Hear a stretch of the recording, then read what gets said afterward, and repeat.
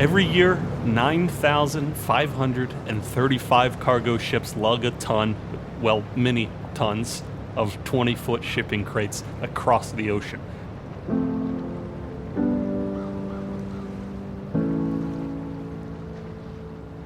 You've seen these ships. They're big, they're flat, and they're stacked high with these shipping crates. These days, some cargo ships can carry over 14,000 of these containers in one trip. That is a big number, and that doesn't really do the size of these ships justice.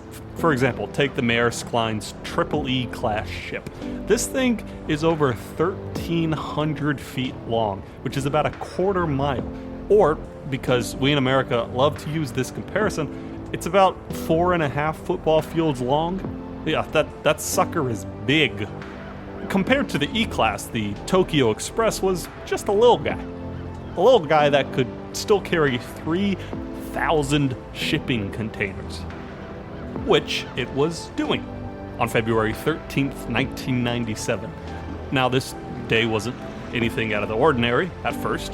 The Tokyo Express made dozens, if not hundreds, of trips a year, and this trip was not unique. The ship was going from Rotterdam in the Netherlands to New York City. But then the storm started. The ship was 20 miles off the coast of the UK when it happened. Out of the sea, like a mountain, rose this giant wave. The captain of the Tokyo Express called it a once-in-a-100-year phenomenon. It hit the Tokyo Express full on. The ship tilted way over one way and then way over the other before it, evened out. But the ship had lost something during those big old tilts. Some things. Yeah, the wave had knocked 62 of its shipping containers off the ship, and they were now sinking to the bottom of the ocean. Okay, now, 62 out of 3,000 containers isn't a lot. All said and done, it's like 2% of everything the Tokyo Express was hauling. And this was such a small event in the vast history of shipping and boating, it's barely even worth bringing up, especially not on a Lego podcast, right? Well, that would be true if it weren't for one of those 62 containers. Because inside that container were 4,756,940 Lego pieces. And in the days that followed that storm, some of those 4,756,940 Lego pieces started to wash up on the shore. So what's the impact of this freak accident? Why are we still talking about it? And what can we learn from 4 million Lego pieces that went overboard 28 years ago? I'm Eric Crittenden, and this is Clutch Power, a show about the ways we love Lego.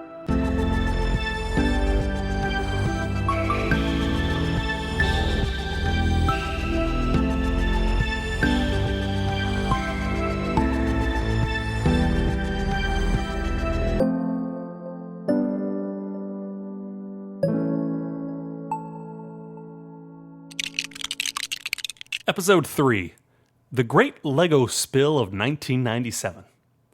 In Part 1, the background of the spill and an interview with Tracy Williams, founder of Lego Lost at Sea.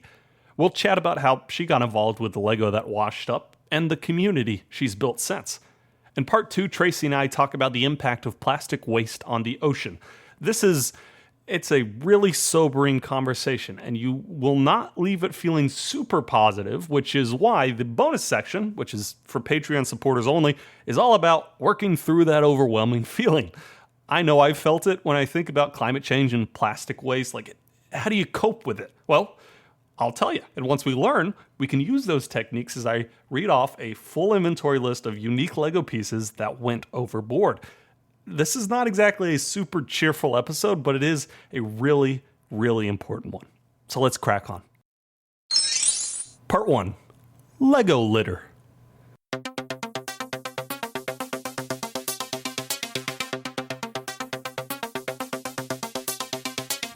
The Lego factories, they never stop running. These days, they churn out 19 billion pieces a year.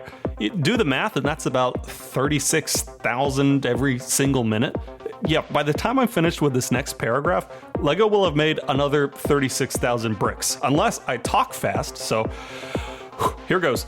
For the most part, Lego bricks are made out of ABS plastic, which stands for acrylonitrile butadiene styrene, which doesn't really matter, but I wanted to see if I could say it, and I did okay. Maybe I should do another take, but I'm not. Oh, I'm on the clock. Long story short, ABS plastic is made out of petroleum, which is oil. And plastic, you might not have heard this, is not great for the environment.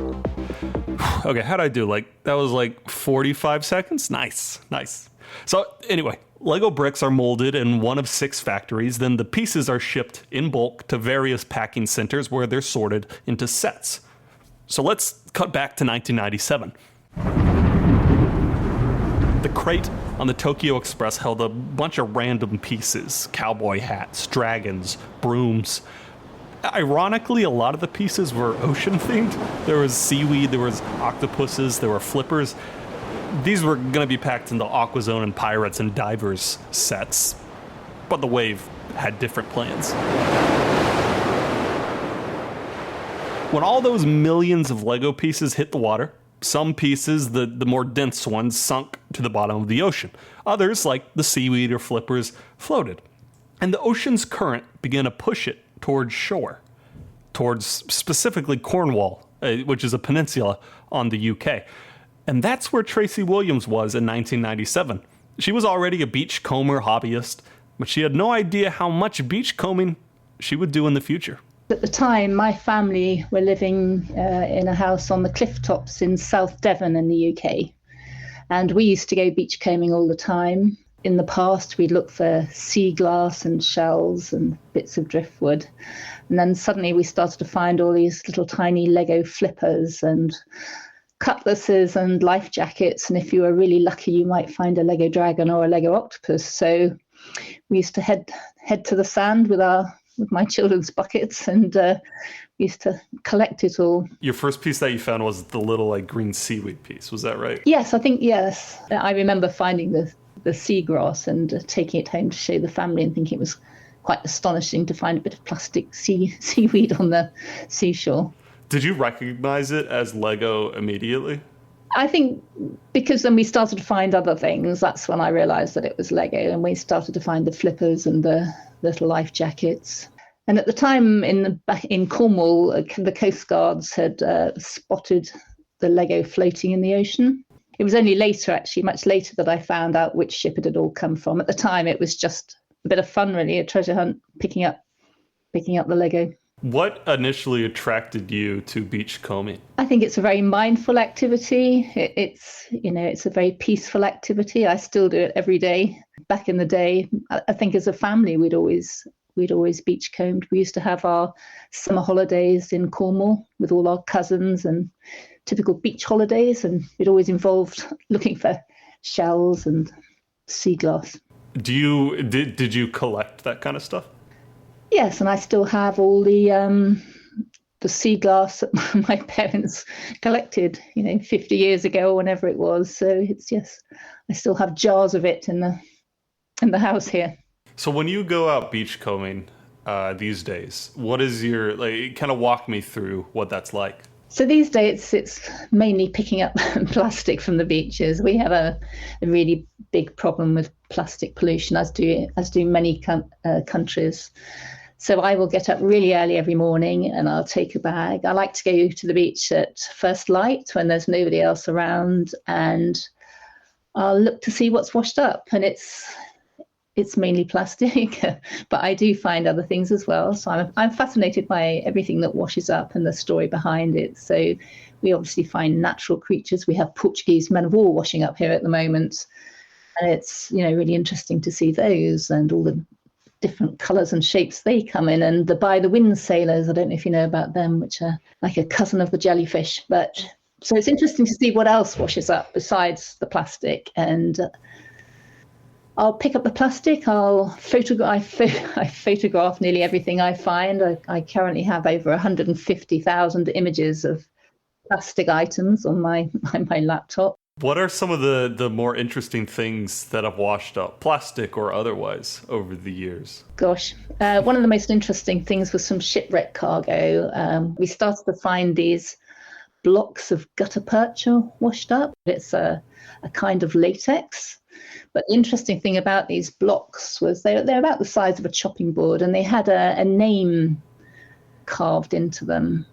Chipatir. I'm not actually sure how you pronounce it, but when I found the first one, I googled and found it was the name of a village in Indonesia, and I thought that was quite strange to find this block with a village name carved into it. And I remember thinking maybe it was a street sign or something that had somehow washed its way all the way here. I didn't know much about ocean currents and I think.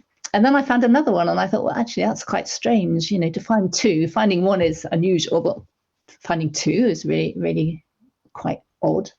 So I started to do more research, and I found a sepia photograph in a museum in the Netherlands, which showed a little boy in a plantation standing in front of this big pile of these blocks. And I realized that actually they must be coming from a shipwreck. And there was an amazing story behind those. It turned out that we started to map these blocks as they turned up, and gutta percha was used for everything from telegraph cables to teddy bears' noses and picture frames. And it turned out these blocks were actually like squashed leaves from the plantation. But there was some salvage operation going on, and they didn't want these blocks. So the salvage crew, I think, were just throwing them overboard, and we started to find them. Where were they being salvaged? We think about 150 miles west of the Scilly Islands. Wow. It's like falling down a rabbit hole. You can just be walking along a beach and suddenly you'll find something and you'll be transported back to 19th century Indonesia. It's it's the unknown. How hard or easy is it to trace stuff? It depends. It varies. A lot of the stuff is impossible to trace. I mean, we find thousands and thousands of plastic bottles. They come from all over the world. We think a lot are shipping litter. They've clearly not local from the languages on them, but knowing where they've come from doesn't necessarily show where they entered the water. So let's jump back to 1997. Once the Lego spill kind of came out publicly, what was Lego's response to it? It's very difficult in the event of a cargo spill. No company wants its goods littering beaches. And to be honest, there's not much companies can do if a container is lost at sea, because it doesn't all wash up in the same place. As we know, in the case of the Lego, most of it actually sank to the seabed and is probably still there. I understand that they did say it was a case of finders keepers, but it's not as straightforward as that in the UK. In theory, every single bit of shipwreck cargo has to be reported to the government's receiver of wreck, and it is their job to decide who it belongs to. So if I find, say, a little Lego sword, before I can even keep it, I have to report that? In theory, yes. I think the receiver of wreck is probably far too inundated with other matters to respond to every bit of Lego found. But yeah, the law is, in theory, that every bit of shipwreck cargo should be reported to the receiver of wreck. So when the set started, or the pieces started washing up, what kind of pieces were washing up? So at the time, it was there were certain pieces of Lego that we found at the time, and we still find today, and they were the scuba tanks, the spear guns, the pieces of seagrass. There were Lego brooms, life jackets, cutlasses, bits of ship rigging, and flippers. 352,000 pairs of flippers. So those are still the most common pieces people find. Much of the Lego from the spill we've never seen. So we tend to find the same pieces over and over again, because in all there are 100 different types of piece in the shipping container, and we just find the same pieces. Of course, as well as those little pieces, we also found the dragons and the Lego octopuses, which were described as the holy grail of finds from the Lego spill. Everybody wanted to find an octopus. There's definitely, I feel like, a bit of irony in the fact that some of the pieces washing up were sea themed. Yes, many of the pieces were sea themed. So the main sets that were lost overboard were things like the Pirates' Perilous Pitfall and the Fright Night, the Night Lord's Castle, which is not necessarily sea themed, but it does have the dragons inside. We had the Discovery Station, the Diving Expedition Explorer, Deep Sea Bounty, Deep Sea Refuge, and Crossbone Clipper, I think. So there's sort of like a rarity scale with some of these pieces. You know, the octopus, the green dragon, those are like the holy grails. Interestingly, I mean, there were over 50,000 Lego sharks inside the shipping container, and we'd never seen any of those until a fisherman found one in his net last year, 20 miles off the Cornish coast. So there are rarer objects now than well, there's always been the rarer objects, but some things have never turned up.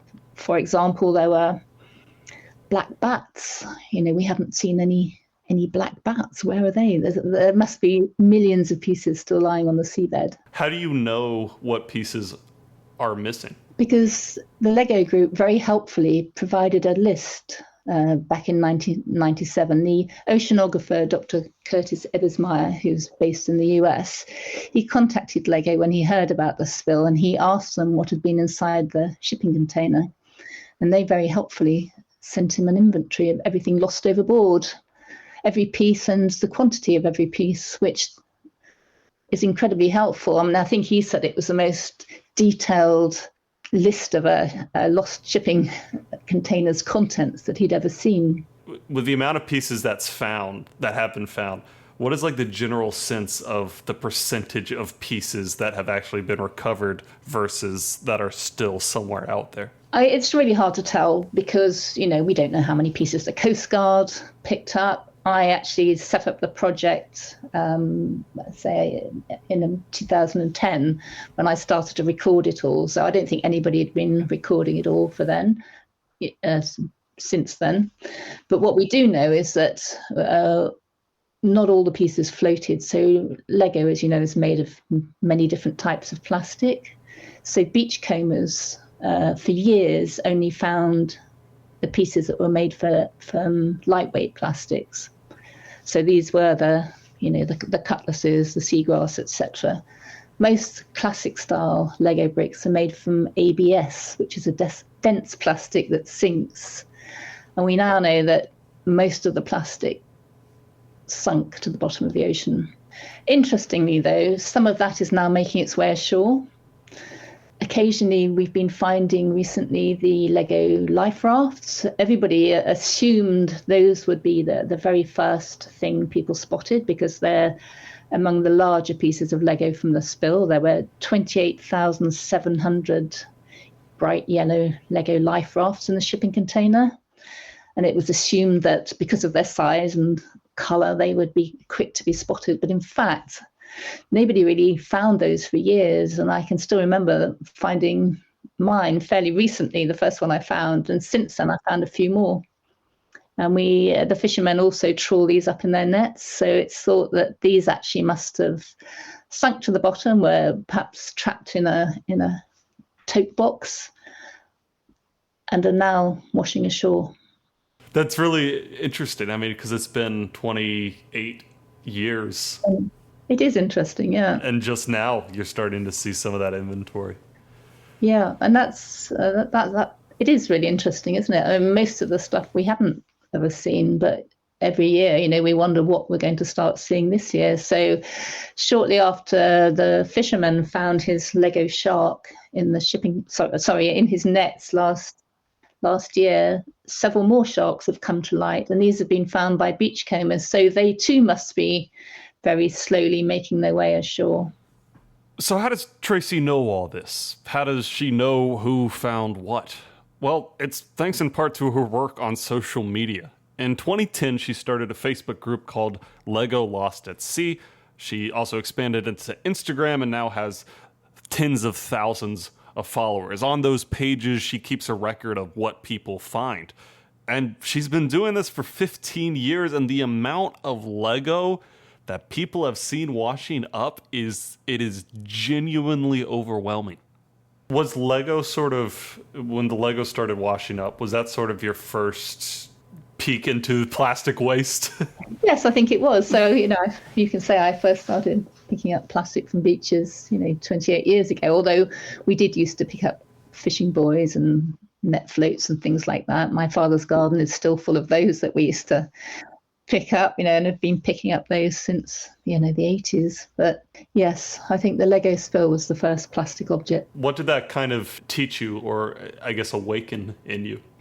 I think it was when I moved here in 2010 that I realized what a big issue it was, because although I don't think I knew that much about plastic in the ocean then, or back in 1997, and it was finding out that plastic was still washing ashore in 2010 that just made me realize what a big problem that is. And I think these days it's what we've learned from the Lego story that's important, how far plastic drifts both on the surface of the ocean and along the sea floor, how long it lasts, what happens to it as it breaks apart or doesn't, as the case may be. Some of the Lego that we find is pretty perfect, especially Lego that's been buried in sand for decades. Every time we think a lot of the Lego is still trapped in sand and between rocks here. And if we have a big storm and the waves eat into the dune, it'll release all the plastic that's been there for 30, 40 years or whatever. And it's quite shocking to see what condition it's in. I've got many plastic bottles that date back to the 60s, 50s, plastic shoes that have been either lying on the seabed or trapped in sand, and they're still perfect. Because the Lego has been washing up not just in the UK. No, much of the Lego drifted along the English Channel. Quite a bit's been found in Holland. Some has been found in Belgium and in France. We've had our first report from Norway as well this year. We've had reports from the US. It's always difficult to tell or impossible to tell really, whether a piece of Lego that washes up is definitely from the spill or not. It's more about the context it was found in and where it was found and the condition it was in and what other pieces from the spill have been found with it. So if, for example, somebody suddenly told me they'd found a Lego dragon on the east coast of Scotland, I think it would be very unlikely to be from the spill. But in fact, a Lego dragon was found a couple of weeks ago here, and they sent me, I've seen the photos of it trapped between rocks. And it's a lot of the Lego is trapped between rocks. And obviously Lego that has been trapped between rocks is a lot more beaten up than stuff that's been buried in sand.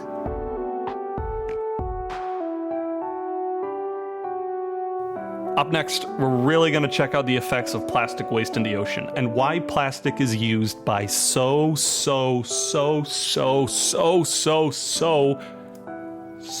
many companies.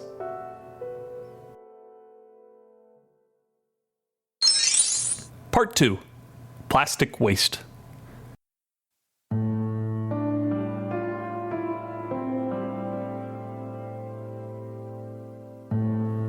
There's no way to know how much plastic is in the ocean. One scientific paper I found guesses that about 8 million metric tons end up in the ocean each year. Some of that stays in the ocean. A lot of it washes up on beaches. There's this one picture I saw that I still remember. It's a woman standing on a beach in Mumbai, India, and there's just so much plastic on the beach behind her that you literally cannot see the sand. I put the link in the show notes if you want to check that picture out. And there's a lot I could tell you about plastic pollution, but I'm going to let someone a lot more qualified and honestly a lot more charismatic tell you. This is Ted Danson. Yeah, that Ted Danson from Cheers, who's also on the Oceana Board of Directors. He said the following in a Congress hearing. There isn't a place on Earth untouched by the pollution from all this plastic.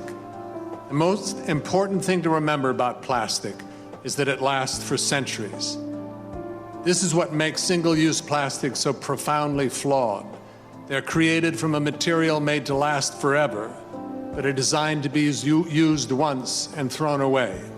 Almost from the moment we wake up to the time we go to bed, we're faced with throwaway plastic. Yeah, that's bleak, but it's not something you can ignore. And it's something that Tracy Williams deals with every single day. Every day, I see at firsthand the impact of plastic on the ocean. I see sea creatures. This week we've had goose barnacles washing up, attached to everything from plastic taps to fishing buoys, bottles. We know that so many sea creatures die from ingesting plastic. Yeah, something we find a lot of are balloons that people release in large numbers. And of course, what goes up comes down, and we find many of those, and we know many sea creatures have died from ingesting those. Fishermen send me pictures of plastic they've found in fish they've been gutting, including golf balls. I think the true extent of, we don't really know. We don't really know how much plastic is lying on the seabed. When you think, in the event of the Lego spill, we don't know what was in most of the shipping containers. I mean, they used to say 10,000 shipping containers were lost every year overboard. These days, the figure is far less. I think last year it was 576. But when you think one Lego container had 5 million bits of Lego inside, well, the scale of the problem is huge. Why have we become so dependent on plastic? Plastic is a great material. It's an excellent material, but there's just too much of it. And there's too much of it in the ocean. We need to turn off the plastic tap. A good example of a problem we have here in Cornwall, and as many other seaside resorts do as well, are the cheap sand toys that are produced in China, shipped halfway across the world, only to break the first time they're used. We picked up over 750 of those from 2 local beaches last summer. They've become single-use plastic, as have the bodyboards and the beach chairs that people buy and take to the beach, and then they break because they're flimsy, and then they leave those at the beach. Every time the brown seaweed or kelp washes up here on my local beach, it's absolutely stuffed full of plastic. And once we picked up over 3,500 plastic bottles, or the remains of them, just from that one patch of seaweed, because it all congregates on the floor, on the sea floor. And when the kelp washes ashore after a storm, it brings with it all the plastic that's lying on the seabed. So amongst that, you'll find the plastic bottles, the old rubbish, or the old plastic shoes, the bits of broken fishing floats. Does plastic eventually erode away, or? No, I mean they say all it does is just breaks up into smaller and smaller pieces. It's they tend to say it breaks apart rather than breaks down. It never really goes away. What we don't know, with all the Lego that's lying on the seabed, whether that is still stored in boxes.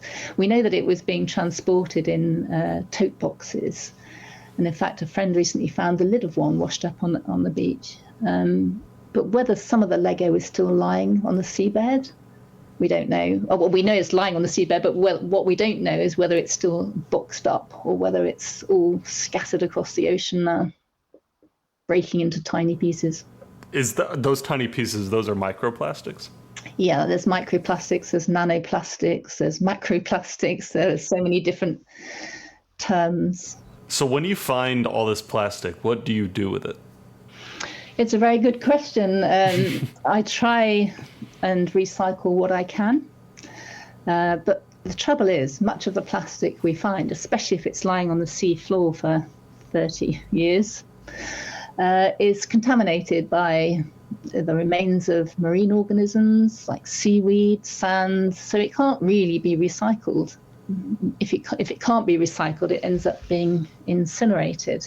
That's really interesting. I didn't know you couldn't recycle it. If it's contaminated, it's really difficult to recycle. We have sought advice on this because we have so much of it. Rubber strips from lobster pots. Again, we pick up thousands and thousands of those. And they are really difficult to recycle. We can't actually find anybody who will take those. And a broken net float, again, I think they're made of ABS, and you need a ton to be able to recycle them. But I don't have the space to store a ton of these broken net floats in my gardens. And even incinerating it, doesn't that have an impact on the environment? Yeah, there is no easy answer, is it, to all this plastic we're producing and trying to dispose of. And nobody, and all the textiles we find, nobody wants these contaminated textiles that have been lying in the sea for decades. If you had a sort of direct phone line to some of these companies that are creating the majority of this plastic waste, what would you say to them? I'd particularly like to contact people like the makers of these cheap sand toys, because they must be responsible for so much pollution on beaches. But do they care? Probably not. And like sometimes, they say 80% of plastic in the ocean comes from the land. And you just think there's this constant flow of plastic into the sea. And a lot of it's obvious, the things like, the bottles. But if you analyse all the different things you pick up, and something I've been picking up this morning is bits of broken car light and reflector and bicycle light. So every time there's a crash or, a dink on the street and then, somebody's light is broken, these bits get washed into the storm drains. Mm-hmm. And they eventually get washed into rivers and make their way to the sea. And we pick up hundreds. So on my local beach, I've just picked hundreds of these bits of broken reflector and car light. And it's sort of the kind of thing that goes under the radar, if you think. And there must be millions of things like that are just slowly making their way into the sea that nobody really notices. I used to cover news, and whenever there was a big hurricane in the US, I remember just seeing like the flooding and like all the stuff floating in that, and just thinking that's all going into the ocean. Yes. No, it's terrifying. Does it all eventually wash up? What's been interesting with the Lego spill is everybody assumed that the Lego that sank to the seabed would never be seen again. It was assumed that, it was 20 miles offshore. But it is washing ashore. And what we don't know is how far. I live about 60 miles or 60 nautical miles from the site of the spill. And I regularly find the Lego that sank washed up here. But over time, how far will it wash up? We don't know. It's, we don't know what's happening to a lot of this plastic. And even there's parts of it you'll never find, because like I think of the pictures I've seen of, like, say, one of the dragons where some of it has been eroded away. Yes, yeah. No one will ever find that.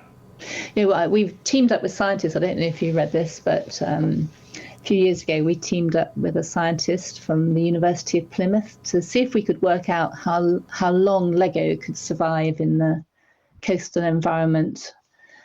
And the scientists that carried out the experiment worked out that it could probably last anywhere from 100 years to 1,300 years. And these were classic style bricks rather than the elements that we've been finding. And also we've spoken to paleontologists who think that the Lego could actually be incorporated into the rock record. Fossils of the future. Yeah, and what is sort of a sobering thought is, the 500 so crates that fell overboard last year, like, it'll take decades for that stuff to wash up.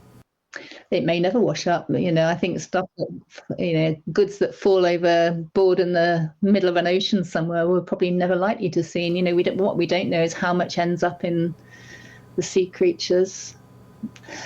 A few years ago, I rescued a loggerhead turtle that had been washed up here, and I took it to the local aquarium, and we'd had a lot of strong gales, and it turned out to be one of 4 turtles that washed up here, I think. And 3 of them was starting to make a good recovery, but one wasn't doing so well. And eventually they found its stomach was actually full of plastic. It did survive, but I've seen the pictures of all the plastic that was inside it. So, we don't know how much of this plastic is ending up in wildlife. And it seems fair to say, based on everything you've said, that there's more going in than there is being recovered. If you stand there, sometimes I stand on when I'm in London, I stand on the bridges, over the Thames, and you can see all the plastic floating down the river into the sea. I stood there one day when somebody was releasing balloons and just dropping them into the river, hundreds of them, and they're all just heading out to sea, where they'll no doubt end up in the stomach of some poor sea creature. You have to pay to dispose of a lot of this stuff. Mm-hmm. People don't want to pay to dispose of it. Right, yeah. I mean, that's kind of the underlying theme here is money. Yeah. Until it becomes cheaper to produce something out of something biodegradable. Yeah. Or until it becomes cheaper to recycle plastic versus then toss it in the garbage. I can remember as a child going past these seaside shops selling this sort of plastic tat and thinking, how could anybody get pleasure out of it knowing it's going to break? And this is a long time ago. This is before I started picking up plastic from beaches, because I just remember going to these seaside shops and buying something that would break as soon as I'd used it. And I can remember thinking then, how do people get pleasure out of, how do the shopkeepers get pleasure out of selling these things that are going to break? And of course, I'm older and wiser now, and there's just huge profit to be made in producing these really cheap toys and shipping them across the world and then selling them at every beach around the country. And people buy them and they break, and then they leave them at the beach, and that's the end of the. It's just. I think you can say what I just try and do is just show what I found, and then I think people can draw their own conclusions as to how he got there. Lego has, surprisingly for a company that makes plastic bricks, they say they're very big in sustainability. Are you familiar with any of their methods? Yeah, I mean, as I say, I understand that they are doing all they can to make their bricks more sustainable. As I understand it, I'm not an expert in this field. I'm more of an observer of what I pick up from beaches, but as I understand it, they haven't yet found, the magic ingredient that gives their bricks the clutch power they need. Yeah, that's the holy grail, I guess, isn't it? To find that material that has that clutch power. At least they are trying. Yes. Or many companies are not. No, I do think Lego are trying hard. I don't think they want their products to be littering the environment. It was interesting actually when I spoke to them. They said they don't want any of their Lego to be out of the home. All Lego should stay in the home. But the problem is it doesn't. We see so much Lego in the wild. People send me pictures all the time of Lego they've spotted in the wild. Somebody yesterday sent me a picture of a huge Lego installation in a street somewhere. I think it was in the Netherlands, and bits fall off. It's like it's and once it's on the streets, it gets washed into storm drains and into rivers, and eventually makes its way into the sea. Well, you even think about, if I'm selling my collection of Legos, what happens to those pieces? Yeah. Well, yeah. So I often ask people what happened to their old toys, and people don't know. Yeah, they don't remember what happened to their old toys. I've still got a box of Lego in the attic. That's a mixture of my Lego and my children's Lego. We keep our Brio wooden toy sets. We've still got that. But what does happen to all the old toys?